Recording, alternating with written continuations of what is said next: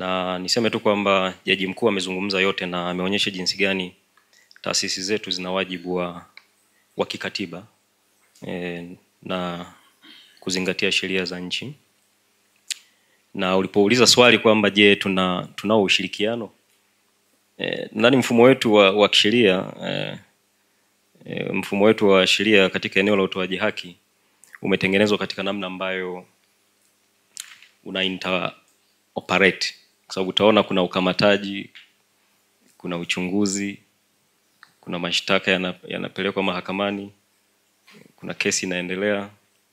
kuna magereza wanaenda kuhifadhi hao mahabusu, kuna mawakili wanaendesha hizo kesi upande wa NPS, kuna mawakili upande wa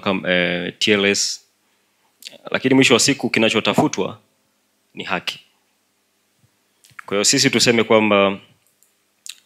we are your extended family, Mheshimiwa Mwenyekiti, na sisi wote kwa hapa kwa ajili ya kuhakikisha tu kwamba sheria zetu jinsi zilivyotengenezwa zimeestablish ule mfumo wa haki, utaratibu, limits, haki za kila mmoja na taratibu za kufuatwa ili kuhakikisha kwamba dhumuni la utoaji haki linaimarika na hasa muhimili wa mahakama unaendelea kuwa huru katika kutekeleza jukumu lake hilo. Sasa nitazungumza machache ikiwa ni sehemu ya changamoto ambazo pengine tungeweza kuziaddress, kwa sababu changamoto nyingi ambazo nimezisikia kutoka kwa watangulizi waliotangulia kuzungumza,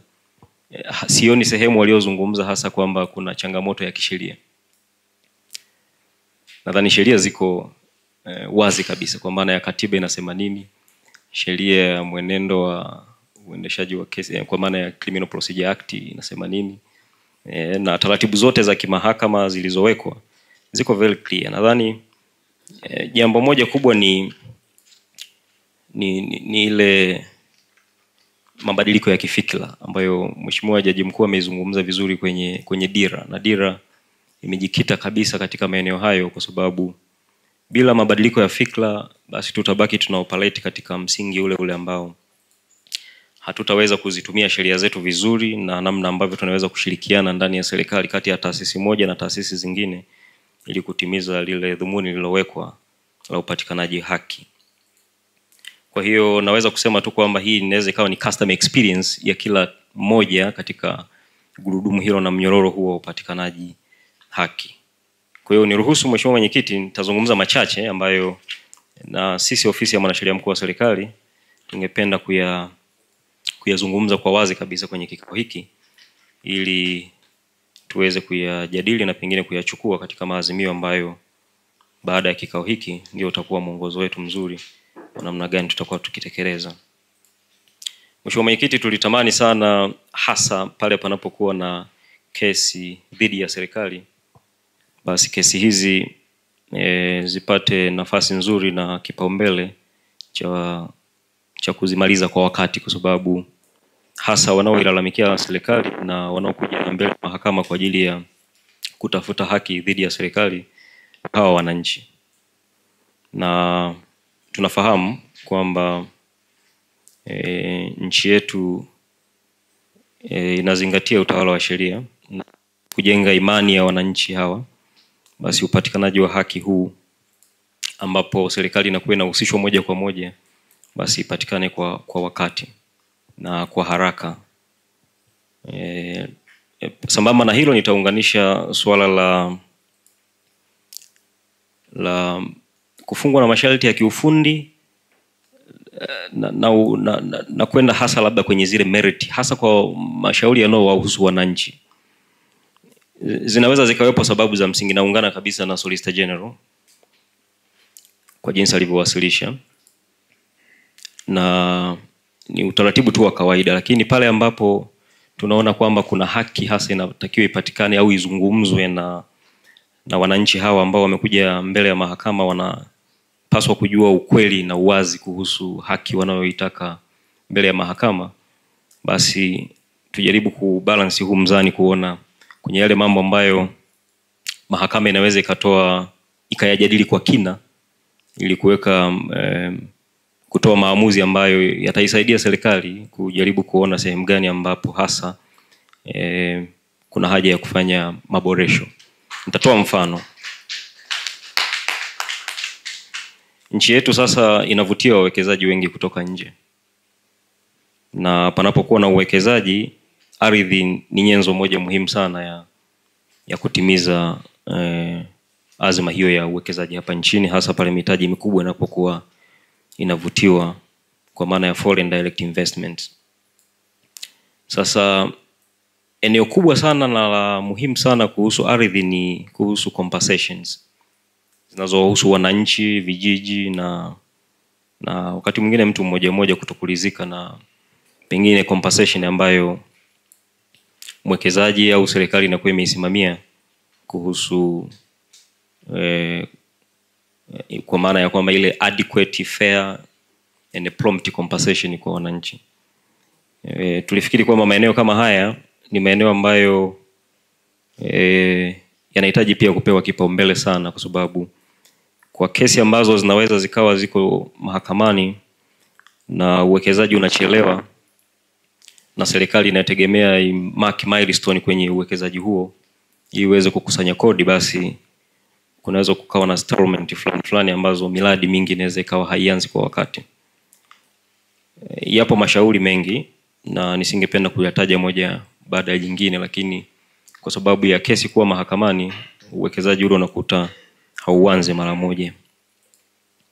Lakini maeneo mengine ni eneo hasa la hifadhi ya jamii. Nitalizungumzia kwa sababu nilimsikia wakati fulani jaji mkuu akilizungumzia hili eneo, na hasa waathirika wa sehemu kubwa katika eneo hili ni hawa wananchi ambao wanategemea baada ya kuwa hawawezi kuwa na uwezo wa kuzalisha, basi makato ambayo yanakuwa yanajitokeza kwenye mifuko ya hifadhi ya jamii basi inakuwa ni kama sehemu ya kinu. Sasa yapo mashauri mbalimbali na hasa yanayohusu hizi pension funds ambazo nadhani katika mahakama yamekuwa ni sehemu kubwa sana ya mashauri ambayo utakuta yako pending labda kwa mwaka mmoja, miaka miwili, miaka mitatu. Na waathirika kwa sehemu kubwa utakuta ni hawa wananchi ambao ni wafanyakazi wa viwandani kwenye taasisi za kimataifa ambazo ni wawekezaji hapa nchini. Whatever delay inayojitokeza katika kudetermine hizo cases zinawaathiri wale moja kwa moja ambao ndio wananchi wa chini kabisa, na mwisho wa siku pengine unaweza ukakuta makampuni haya yanafungwa na wananchi hao wanakosa pa kwenda na wanabaki wanadai kwa muda mrefu. Hiyo ilikuwa ni mifano tu, lakini eneo lingine muhimu ambalo mheshimiwa mwenyekiti ningependa kulizungumzia ni utekelezaji wa amri na maamuzi ya mahakama kwa upande wa serikali. Yapo maamuzi mbalimbali ambayo mahakama ya Tanzania imekuwa ikiyatoa, na wakati mwingine katika utekelezaji wake kwa namna moja au nyingine vyombo hivi vinapaswa kuhakikisha vinayasimamia. Nichukulie mfano pale ambapo kunakuwa na ukaziaji wa hukumu na kuna utekelezaji unatakiwa ufanyike,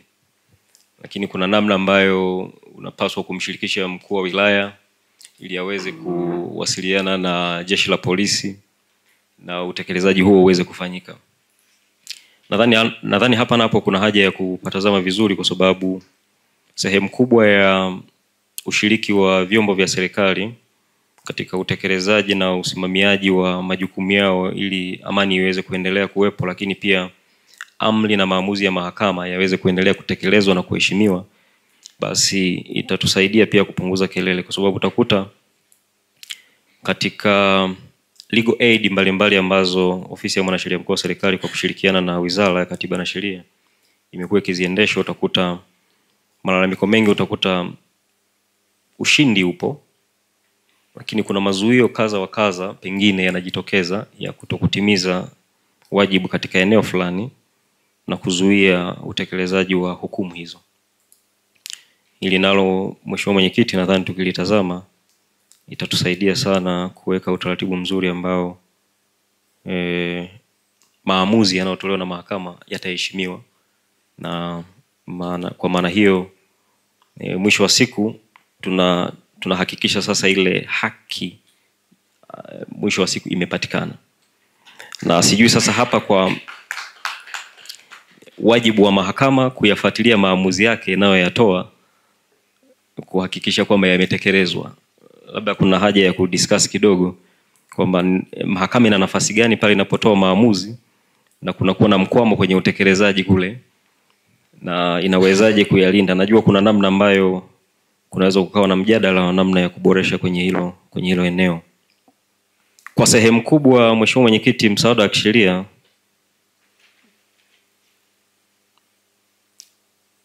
unatolewa kwa kushirikiana na taasisi ambazo kwa sehemu kubwa tuko hapa.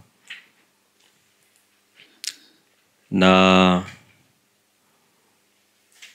miongoni mwa taasisi ambazo pengine unakuta zinalalamikiwa kwa sehemu kubwa,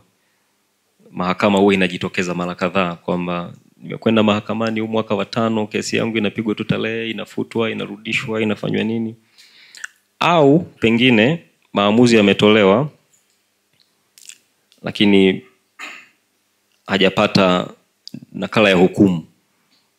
Na hiyo pengine ni haki yake kabisa ya msingi kuipata hiyo nakala ya hukumu ili aweze kujua hatua zinazofuata. Nadhani kwa maana ya kurahisisha, ushauri wangu ni kwamba kwa kuwa sehemu kubwa ya malalamiko ambayo tunakutana nayo kwenye legal aid, kwa sehemu moja utakuta anayelalamika katika legal aid tayari yuko mahakamani,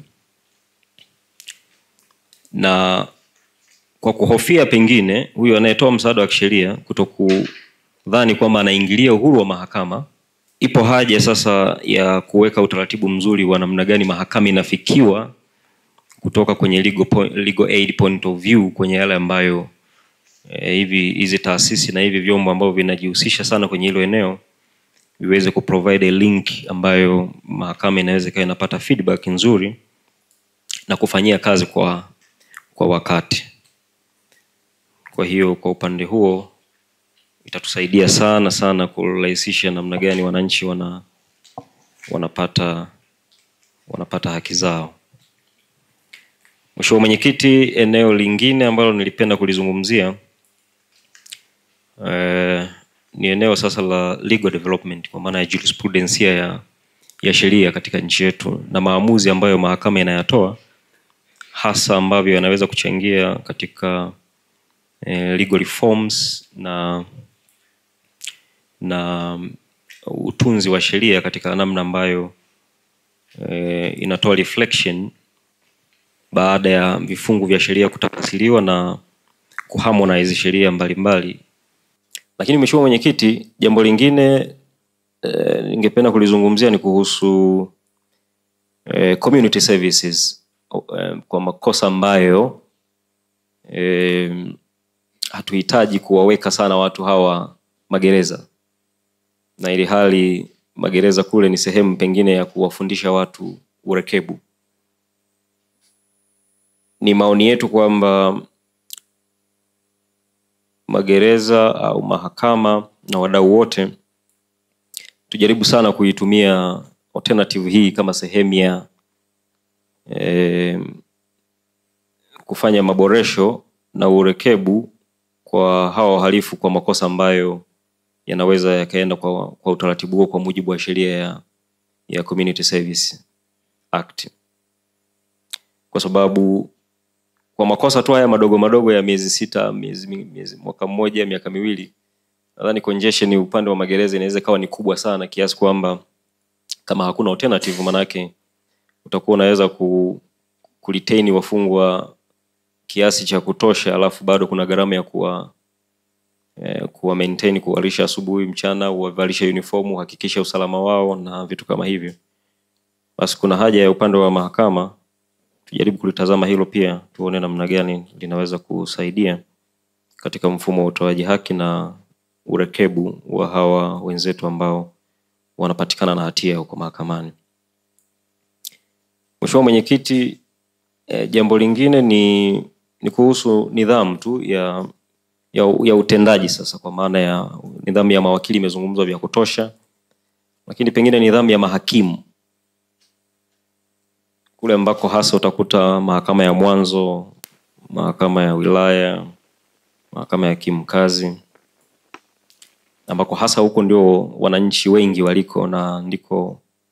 malalamiko yao na kesi zao nyingi zinaanzia katika level hiyo. Na pale inapokuwa malalamiko haya yanajitokeza, pengine tuongeze nguvu kidogo ya kusensitize zile kamati za nidhamu ya mahakimu. Maana ya mkuu wa wilaya basi awe aware na role yake ile ya kuwa ni DC katika level ile, ana wajibu gani wa kuhakikisha kwamba nidhamu ya mahakimu inasimamiwa vizuri ili haki iweze kupatikana. Basi hilo nalo nadhani kwa upande wa executive sijui kama linafanyika vizuri sana, kwa maana ya ma-DC na ma-RC. Nadhani ile awareness upande wa mahakama ingeweza kuifanya vizuri zaidi, na wananchi wakaelewa kwamba wanapokuwa na malalamiko basi kuna sehemu wanaweza kukimbia na kuwasilisha malalamiko yao na yakashughulikiwa ipasavyo. Lakini kwa bahati mbaya sana, na pengine labda kwa heshima ya mahakimu, publicity inakuwa haipo, na nadhani iko hivyo makusudi. Lakini kuna namna ambayo taarifa hizi zinaweza kufahamika